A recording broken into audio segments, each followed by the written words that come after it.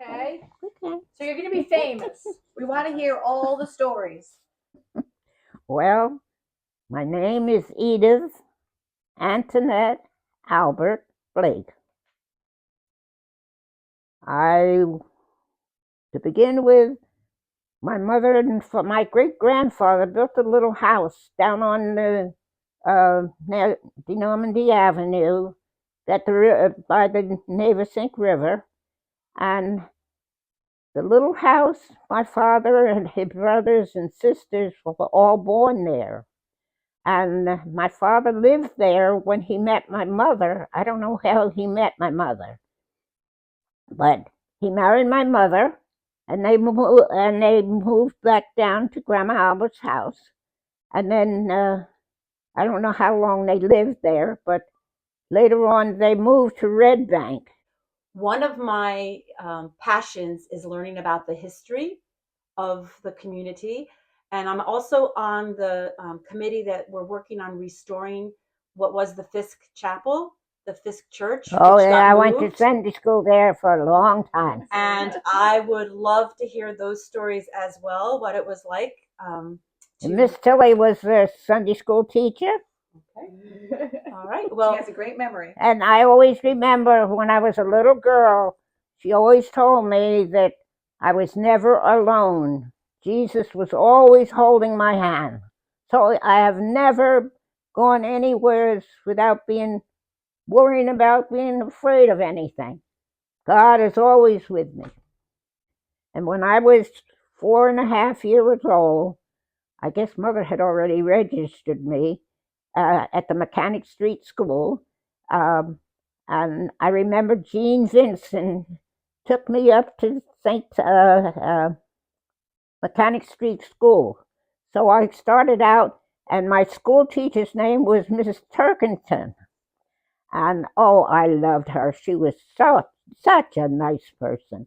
And so I don't know, Dad and Mother moved back down to Fairhaven. And for some reason, I must have been in the first grade. And when they moved back to Fairhaven, I went back to that 2-room black school on 5th Street. And for some reason, they put me back into the kindergarten. And that hurt me. I got so upset. So anyway, Miss Fields was my school on the one side of the school house, and she taught from kindergarten to the 3rd grade. On this side was Mr. Booker. He taught from 4th to the 8th grade. In the 8th grade, you'd graduate, then you went to Red Bank High School. Well, I was in the last group that went to the black school. Where the firemen or police are now? Yes. That's where the schoolhouse used to be. And it was 2-story. And I even remember we lived up the street from that. I remember seeing that school on fire one time, but they rebuilt it. And my mother went to New York to visit her sister. And I was born in Brooklyn. It came back to Fairhaven, back to Normandy Avenue. And do you have memories of what it was like to learn in that school, the 2-room? Yeah, it was very hard. You're sitting there listening to teachers teaching all the other kids, and you were supposed to be doing your studying. It was hard. I didn't like school. I was a person that didn't care too much for school, especially geography and history, which was the most important ones. I loved arithmetic and spelling. Very good. It's all bad now, though. But Grandma, how far did you go in school? Huh? How far did you go in school? I went to the 10th grade. You did. I went to the high school is the middle school now. Yes. Yeah. Yes. Well, that used to be Red Bank High School. Yes. We moved until we moved. When we moved, then we went to Mechanic Street. right across the street from Count Basie's mother's house. And my mother was very friendly with Count Basie's mother, and she would allow my sister and me to play on Count Basie piano. Incredible. That's fascinating. I know, right? And so anyway, Did you meet Count Basie himself? oh, I guess I did. I He would didn't know. make much of an Yeah, impression, yeah. did he? He didn't mean too much, you know. Just a guy He was with a an piano. ordinary guy. It's just a. Anyway, yeah. What did you do when you left school? Well, I had a boyfriend. Oh, it's all coming out now. We lived on Maple Avenue in Fairhaven. And then Maple Avenue is where I lived. Then next to me was Ella and Joe Hicks. And next to them was Teresa Boyd and Roland. And then was the Fifth Street Chapel. And then the church. Across the street was Miss Fox. She had a great big place. But going up Fifth Street was the church house. Then the schoolhouse was right there. Friend, was he from Fairhaven? Yes. His name was Harry Lamb. And he used to come to the house. He used to take me to the movies. But the first time he wanted to take me to the movies, my mother wouldn't let him take me unless Veronica went with us. This is your sister. That was his sister. Anyway, he knew I liked jelly beans, so he used to make sure that I had jelly beans. So we walked from Fairhaven up to Red Bank to the Carlton Theater, which is Count Basie now. Well, after a while, something came up and I dropped him. Later on in years, there was a boy lived next door on Mechanic Street. His name was Clifford Thomas. He was supposed to be taking me to the movies. Well, I didn't know he had another girlfriend. So he took me to the movies, and that's where I met Charlie, my husband. My mother liked him. She thought his family was so nice. That's the ones on Harrison Avenue. Now, in between when you fell in love with Charlie and moved to Harrison, did you get married? Oh, we got married. Then I had Wilma. Wilma's your first. That's my first daughter. Wilma, Ione. That's my mother-in-law. And Brenda. And I had a son. Charlie, his name. What year did you get married? 38. 1938? So you were 20. Huh? You were 20 years of age when you got married. Yeah. Yes. Yeah. Wilma was on her way. Oh. Now you know why I married him. All coming out now. Now you know why I married him. I'm taping all of this. He couldn't get out of it. The last time when we talked, you said, who was it who worked at Rumson Country Day? Oh, that's my father. Your father. My father. We lived on Pearl Street in Fairhaven. So there's two Pearl Streets. Mine is South Pearl Street. Yes, here in Red Bank. And No, not Pearl Street, Parker Avenue. Yeah, Parker. Oh, Avenue. Parker Yeah. Avenue. Parker Avenue. My father was a janitor. He what? My father was a janitor of the Rumson Country Day School. Oh, wow. It used to be a little church. Yes, the original part. Mm-hmm. Yes. And then it kept getting bigger and bigger until it's as big as it is now.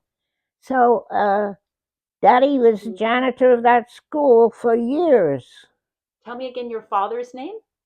Huh? Your daddy's name? William Albert. William Albert, and he was the janitor at Rumson Country Day. And that flagpole that is there now was put there in honor of my father. Isn't there a plaque? It may be a I plaque think there. there's a plaque with his name on it, right? It may be. I don't know. think so. I haven't been there in a long. Yeah, I think so. I think this it was is. during the Depression, right? You said. So Yeah. so tell Katie about like food. He would bring food. Oh home. yeah. The Rumson Country Day School, they had a cook and waitress used to feed the children at school. And my father used to take the bus and go and, it was a car, go and pick up some of the children and bring them to school. And so he would be doing his janitor work while they were teaching, learning. And so Mary Woolley was the cook's name, and the other one, I'm not sure what her name was. It runs in my mind Elaine, but I don't think it was. Anyway, what food they had left over, this was during the Depression time, they would give my father the food to bring home for us. So we didn't really feel too much of the Depression like other people did. And mother didn't work. She'd sit on the floor with us. She wouldn't allow us to go out and play with the other kids. Lois, next door, was allowed to come over and play with us. Mother would sit on the floor and play jacks with us, and they had a book. I forget what the name of the book was. Used to have paper dolls. You'd cut the paper dolls out and they'd close, and we used to sit on the floor and have a good time. Have them play, mother playing with us. Then mother would get up sometimes and get us dressed and take us walking over to meet Daddy on his way home from school. And it was all woods and fields then. There's a lot of farms in those years. And we used to walk across, and Daddy rode a bicycle to work. And then we would stop and pick berries, blueberries, strawberries, gooseberries, and so Dad brought some blackberries home one day, and he cooked those blackberries and put dumplings in it. And boy, was that some good! Oh, that was so good. He used to call it blackberry smut. Smut? And let's see, they had farms. Mr. Allen had one farm, and he used to raise horses, pigs, goats, cows, pigs, chickens, turkeys, you name it, they had it. And my dad had 2 pigs that next door to us, Joe Hatfield, had a little shed back there. He had his pigs. So Daddy had 2 pigs. He used to stay with the Joe Hatfields. So when you went to the schoolhouse on Fisk Street, you would walk there? Oh, we only lived right across the street. We lived on Maple Avenue, so what we did was just go out the back door and go on down the field to school. We didn't have to go out and go around. We'd just go on across the field. Mm-hmm. And that was where they had the playground of the field. Yes. So, what was it like, if I may ask, to be an African American little girl in a neighborhood, and you walked to the school for the... Well, yeah, I didn't know any different from being black. I lived with the black folks, and the black folks was in the wood area, and the white people they had 2 schools, and but we wasn't allowed in them. But I remember all of what Fairhaven town, all them stores, not on that side. That was all field. But all those stores, They were all black people's houses. I remember Mr. Williams owned one, the Boyds owned one, the Showells owned one. Then was the street, Neighborsink Avenue used to go down, which is still now. And all those houses were all black people's houses. Down Neighborsink Avenue, there was my school teacher, Miss Fields, and I remember George Curlis, the Vincents. But now, when I was little, I remember you used to dig clams and oysters right down on the shore. And my father always went fishing before he went to work. And when it was winter time, he would cut a hole in the ice and drop his rod down into that's how he caught his eels and fish and crabs. So hard crabs and soft crabs. He used to take us out on the boat sometimes. He'd catch the soft crabs and put them in someplace up in the front. And the hard crabs he'd drop down on the floor. And then we'd be teasing them, having them running up. That was fun. But he said, if you don't stop, I'm going to throw you overboard. Did he keep his boat off of De Normandy? Huh? Where did your father keep his boat? On Grandma Albert's property. Right there. Yeah. And he used to go fishing I never ate a soft crab until after Daddy died. But I would eat the hard crabs, but I wouldn't eat a soft crab. I used to cook for them, and I never knew how good a soft crab was. But I think one time I did get a soft crab, and I think it was at the turning point, and it wasn't nice. Oh. So I don't bother trying to eat a soft crab there. Anyway, going back to being a little girl, rolling down the hill on Grandma's property, I remember they had 2 steamboats. One was the Albertina, and the other one was the Seabird.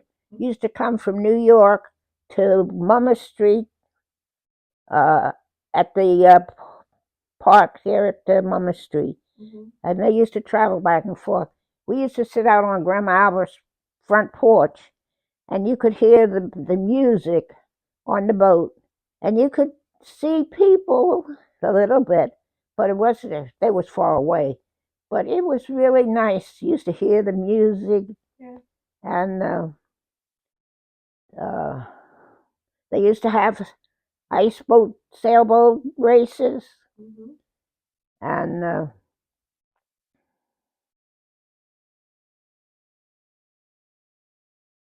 I remember the trolley cars used to go from Seabright up to Mama Street.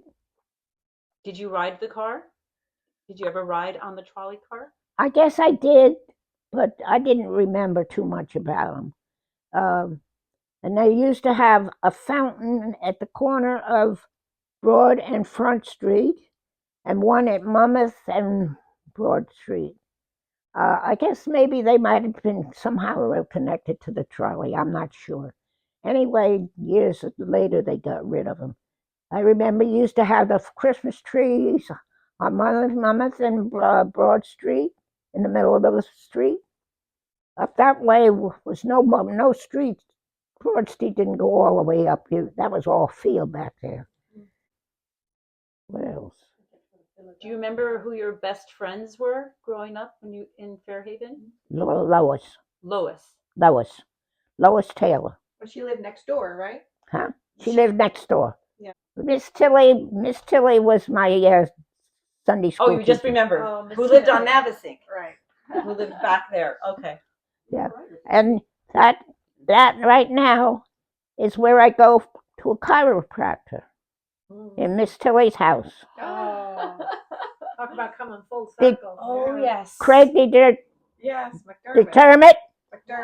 Yeah. McDermott. Yeah. In the Mulvey Hill building. Yeah. Or in the Mulvey Hill building. Yeah. That's where Mrs. Tilley used to live. Ah. And Betty lives down around Navesink Avenue. Betty's her cousin, Betty Albert. Betty is my cousin. She married my first cousin. Well, Right you on, see, yeah. I remember when they used to use irons like that one on the table back there. I remember when they used to heat that, and Yeah. you had a Yep. like a thing put on you, an iron. Use iron. They used to have wells. Every house in Fairhaven had a well on Maple Avenue. But ours, for some reason, didn't work. You couldn't drink your water out. You could use it for your laundry, but you couldn't drink it. And I used to have to walk across the street, way across the hall, next down by the schoolhouse, one of Mother's friends, and get well water and carry these 2 buckets up from their house across the field to my house for the cooking. Wow. Amazing. I remember one was a gallon jug and the other was a small one. I used to have to carry them up carry water up for cooking. Yeah. But the other ones, and had the wash tubs, washboards. They used to have one was for the soap, which they used to have. The soap was made out of lye. I forgot what the name of it is now. It used to be brown, and Octagon soap. and then was one for washing, one for rinsing, and a bluing. All those tubs of water. That used to be on Grandma Albert's back porch. Are you, or how are you related to Hap? Oh, okay. Hap is my first cousin.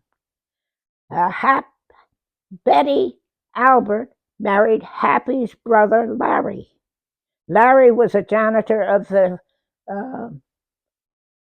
Rumson schoolhouse. And Happy was my first cousin. That's how Betty is my best friend. She's my first cousin. She married Larry. What about the Fairhaven Fair? I was just about to talk about that. We used to go to the Fairhaven Fair. Do you remember the first one? I don't know whether it was the first one or what, but I know when I was a little girl, we would walk down to the fair and watch the people dance. Get hot dogs and How many years has that been going on now? take chances on the car and things like that. But we always went to Fairhaven Fair. It was a big, big, big dance hall floor.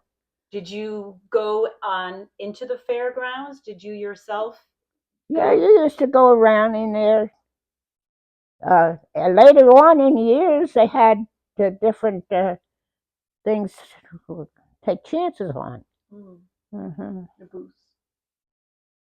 Yeah, now you're taking me back to them. Did you ever dance there? Huh? Did you ever dance?